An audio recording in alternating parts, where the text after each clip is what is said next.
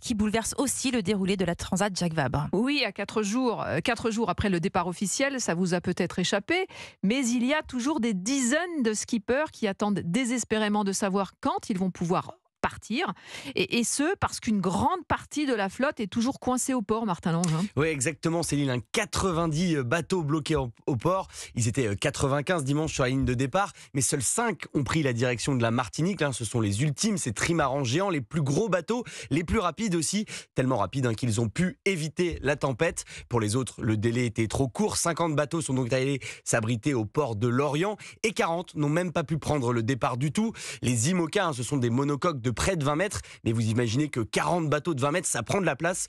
Aucun port breton ne pouvait les accueillir. C'est pour ça que l'organisation a décidé de les laisser au Havre. Une sage décision selon Johan Richaume, le skipper d'Arkea Paprec. On est content d'être à terre pour le voir passer celui-là. Ça passe les 100-120 km/h, là on rentre vraiment dans l'exceptionnel. C'est clairement très très gros et de toute façon des tempêtes dans lesquelles on ne va jamais naviguer, sauf quand on en est absolument contraint.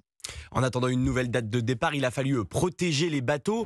Même au port, il reste fragile avec ces conditions, ce vent. Certains ont été attachés avec des chaînes. On a aussi stationné des poids lourds pour faire écran et protéger du vent. Paul Meillat, skipper de Bioterne. C'est comme des voitures de course, mais on ne peut pas les rentrer dans un garage comme ça. Nos bateaux, c'est notre matériel et on est très inquiets. On voit les dégâts que ça peut faire sur les infrastructures terrestres. On imagine bien que sur des bateaux dans un port, c'est quand même très compliqué, quoi. Maintenant que le plus gros est passé, les skippers vont pouvoir constater les dégâts. Si tout va bien, ils pourraient repartir dès ce week-end, peut-être dimanche pour les IMOCA au Havre, qui devraient bénéficier de la même couverture que le week-end dernier, avec notamment une retransmission télé. Vous savez, c'est très important pour les marques qui financent les bateaux. En revanche, à Lorient, pour les 50 autres bateaux, il faudra attendre au minimum lundi pour un nouveau départ.